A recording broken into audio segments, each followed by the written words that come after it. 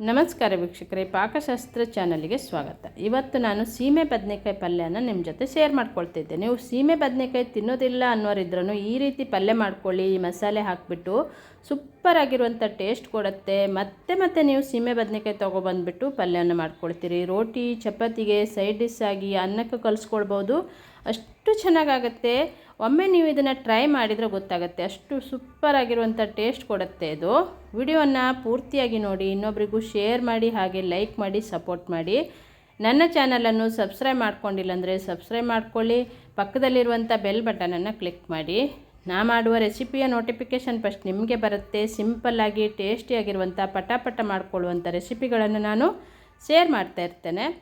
ತುಂಬ ಟೇಸ್ಟಿಯಾಗಿರುವಂಥ ಸೀಮೆ ಬದನೆಕಾಯನ್ನು ನಾನಿವತ್ತು ಹೇಗೆ ಮಾಡಿದೆ ಅನ್ನೋದನ್ನು ಈ ವಿಡಿಯೋದಲ್ಲಿ ನೀವು ಕಂಪ್ಲೀಟಾಗಿ ವಿಡಿಯೋನ ನೋಡಬೇಕು. ಇಲ್ಲಿ ನಾನು 2 ಸೀಮೆ ಬದನೆಕಾಯನ್ನು ತೆಗೆದಿಟ್ಕೊಂಡಿದ್ದೆ. ಇದನ್ನೀಗ ಮೇಲ್ಗಡೆ ಸಪ್ಪೆನೆಲ್ಲ ಚೆನ್ನಾಗಿ ತಕ್ಕೊಂಡು ಅದನ್ನು ಸಣ್ಣ ಸಣ್ಣ ಪೀಸ್ಗಳನ್ನಾಗಿ ನಾನು ಕಟ್ ಮಾಡ್ಕೊಳ್ತೇನೆ. ಈಗ ತುಂಬ ಟೇಸ್ಟಿಯಾಗಿ ಪಟ್ ಅಂತ ಮಾಡ್ಕೊಳ್ಳುವಂಥ ರೆಸಿಪಿ ಇದು. ನೀವು ಬೆಳಿಗ್ಗೆ ಅವಸರದಲ್ಲಿ ಜಾಬಿಗೆ ಹೋಗೋರಿದ್ದರೆ, ಮಕ್ಕಳ ಟಿಫಿನ್ ಬಾಕ್ಸಿಗೆ ಕಟ್ಟೋರಿದ್ದರೆ ತುಂಬ ಬೇಗನೆ ಮಾಡಿಕೊಳ್ಳುವಂಥ ರೆಸಿಪಿ ಇದು. ಪಟ್ ಅಂತ ಆಗೋಗುತ್ತೆ. ಈ ಥರ ಕಟ್ ಮಾಡಿ ರೆಡಿ ಮಾಡಿ ಇಟ್ಕೊಂಡಿದ್ದೆ ನೋಡಿ. ಇದಕ್ಕೆ ನಾನು ಇದ್ರ ಜೊತೆಗೆ ನಾನಿಲ್ಲಿ ಹಾಕಲಿಕ್ಕೆ ಒಂದು ಅರ್ಧ ಬೌಲ್ ಆಗುವಷ್ಟು ಹೆಸರು ಬೇಳೆನ ನೆನೆಸಿಟ್ಕೊಂಡಿದ್ದೆ, 1 ಈರುಳ್ಳಿ, 1 7-8 ಎಸಳು ಬೆಳ್ಳುಳ್ಳಿ, 1 ಟೊಮೆಟೊವನ್ನು ಕಟ್ ಮಾಡಿ ಇಟ್ಟಿರೋದು. ಈಗ ಒಂದು ಬಾಣಲೆ ತೊಗೊಂಡು ಒಂದು 3 ಸ್ಪೂನ್ ಆಗುವಷ್ಟು ಎಣ್ಣೆನ ಹಾಕ್ಕೊಂಡಿದ್ದೆ. ಇದಕ್ಕೆ 1 ಸ್ಪೂನ್ ಆಗುವಷ್ಟು ಸಾಸಿವೆ ಹಾಕ್ಕೊಳ್ಳೋಣ. ಹಾಗೆ 1 ಚಿಟಿಕೆ ಆಗುವಷ್ಟು ಜೀರಿಗೆಯನ್ನು ಹಾಕ್ಕೊಂಡು ಜಜ್ಜಿಟ್ಟಂಥ ಬೆಳ್ಳುಳ್ಳಿಯನ್ನು ಹಾಕ್ಕೊಳ್ತಾ ಇದ್ದೆ. ಹಾಕ್ಬಿಟ್ಟು ಸ್ವಲ್ಪ ಕರಿಬೇವು, ಈಗ ಸಣ್ಣದಾಗಿ ಕಟ್ ಮಾಡಿದಂಥ ಈರುಳ್ಳಿ ಮತ್ತು ಟೊಮೆಟೊವನ್ನು ಹಾಕಿ ಇದನ್ನು ಚೆನ್ನಾಗಿ ಫ್ರೈ ಮಾಡ್ಕೊಳ್ಬೇಕು.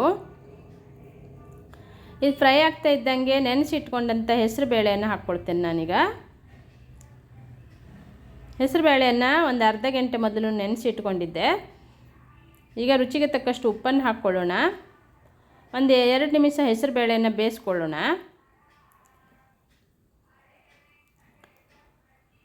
ಹೆಸರುಬೇಳೆ ಬೇಗನೆ ಬೆಂದೋಗುತ್ತೆ, ಏನು ಪ್ರಾಬ್ಲಮ್ ಇರೋದಿಲ್ಲ. ಆದ್ರೂ ಸ್ವಲ್ಪ ಬೇಯಿಸ್ಕೊಂಡ್ರೆ ಪಟ್ಟಂತ ಆಗೋಗುತ್ತೆ ಎಣ್ಣೆಯಲ್ಲೇ. ಈಗ ಕಟ್ ಮಾಡಿಟ್ಟಿದ್ದಂಥ ಸೀಮೆ ಬದನೆಕಾಯನ್ನು ಹಾಕ್ಕೊಳ್ತಾ ಇದ್ದೆ. 1 ಚಿಟಿಕೆ ಆಗೋಷ್ಟು ಅರಿಶಿಣದ ಹುಡಿ ಹಾಕಿ ಇದನ್ನು ಚೆನ್ನಾಗಿ ಮಿಕ್ಸ್ ಮಾಡ್ಕೊಳ್ಳೋಣ.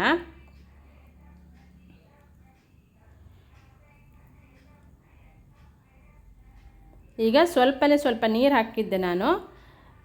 ಇದು ಸ್ವಲ್ಪ ಬೇಯಲಿಕ್ಕಷ್ಟು ನೀರು ಹಾಕಿರೋದು.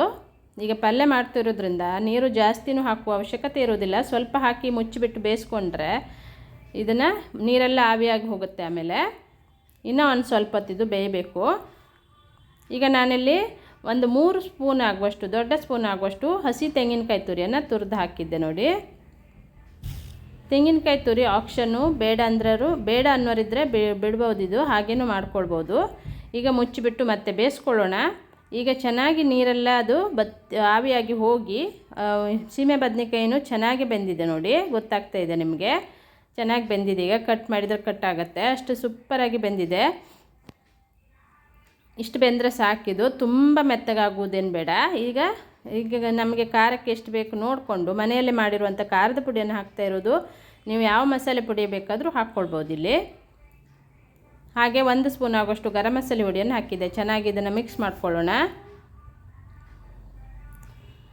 ತುಂಬ ಬೇಗನೆ ಆಗುತ್ತೆ ನೋಡಿ. ಸಿಂಪಲ್ಲಾಗಿ ಟೇಸ್ಟಿಯಾಗಿರುವಂಥ ಸೀಮೆ ಬದನೆಕಾಯಿ ಪಲ್ಯನೂ ರೆಡಿ ಆಗ್ತಾ ಇದೆ. 1 ಸಲ ಖಾರದ ಪುಡಿ ಹಾಗೆ ಗರಂ ಮಸಾಲೆ ಹುಡಿ ಹಾಕ್ಕೊಂಡು ಇದನ್ನು ಮತ್ತೆ 1 ಸಲ ಕುದಿಸ್ಕೊಂಡ್ರೆ 1 ನಿಮಿಷ ಎಲ್ಲ ಚೆನ್ನಾಗಿ ಹೊಂದ್ಕೊಂಡು ಸೀಮೆ ಬದನೆಕಾಯಿ ಪಲ್ಯ ರೆಡಿಯಾಗಿದೆ ನೋಡಿ. ಈಗ ಆಲ್ಮೋಸ್ಟ್ ರೆಡಿಯಾಗಿದೆ. ಇದಕ್ಕೆ ಲಾಸ್ಟಲ್ಲಿ ಸ್ವಲ್ಪ ಕೊತ್ತಂಬರಿ ಸೊಪ್ಪು ಹಾಕಿಬಿಟ್ಟು ನಾನು ಸ್ಟವನ್ನು ಆಫ್ ಮಾಡ್ಕೊಳ್ತೇನೆ. ಈಗ ನೋಡಿದ್ರಲ್ಲ ಎಷ್ಟು ಸಿಂಪಲ್ಲಾಗಿ ಟೇಸ್ಟಿಯಾಗಿರುವಂಥ ಸೀಮೆ ಬದನೆಕಾಯಿ ಪಲ್ಯ ರೆಡಿಯಾಗಿದೆ. ಒಮ್ಮೆ ನೀವು ಟ್ರೈ ಮಾಡಿ. ಹಾಗೆ ಕಮೆಂಟ್ ಬಾಕ್ಸಲ್ಲಿ ಕಮೆಂಟನ್ನು ಬರ್ತಿರಿಸಿ. ಚಪಾತಿ, ರೋಟಿ ಸೈಡ್ ಡಿಶ್ ಆಗಿನೂ ಇದನ್ನು ತಿನ್ಬೋದು, ಅಥವಾ ನೀವು ಅನ್ನಕ್ಕೂ ಕಲಿಸ್ಕೊಂಡ್ರೂ ಸೂಪರಾಗಿರುತ್ತೆ. ಒಮ್ಮೆ ನೀವು ಇದನ್ನು ಟ್ರೈ ಮಾಡಿ. ಹಾಗೆ ವಿಡಿಯೋನ ಇನ್ನೊಬ್ರಿಗೂ ಶೇರ್ ಮಾಡಿ, ಲೈಕ್ ಮಾಡಿ, ಸಪೋರ್ಟ್ ಮಾಡಿ. ನನ್ನ ಚಾನಲನ್ನು ಸಬ್ಸ್ಕ್ರೈಬ್ ಮಾಡ್ಕೊಳ್ಳಿ. ಪಕ್ಕದಲ್ಲಿರುವ ಬೆಲ್ ಬಟನನ್ನು ಕ್ಲಿಕ್ ಮಾಡಿ. ನಾ ಮಾಡುವ ರೆಸಿಪಿಯ ನೋಟಿಫಿಕೇಷನ್ ಫಸ್ಟ್ ನಿಮಗೆ ಬರುತ್ತೆ. ಸಿಂಪಲ್ ಆಗಿರುವಂಥ ಪಟ್ಟಂತ ಮಾಡ್ಕೊಳ್ಳುವಂಥ ರೆಸಿಪಿಗಳನ್ನು ನಾನು ಶೇರ್ ಮಾಡ್ತಾ ಇರ್ತೇನೆ. ಸೂಪರಾಗಿರುವಂಥ ಸೀಮೆ ಬದನೆಕಾಯಿ ಪಲ್ಯನೂ ರೆಡಿಯಾಗಿದೆ ಈಗ. Thank you.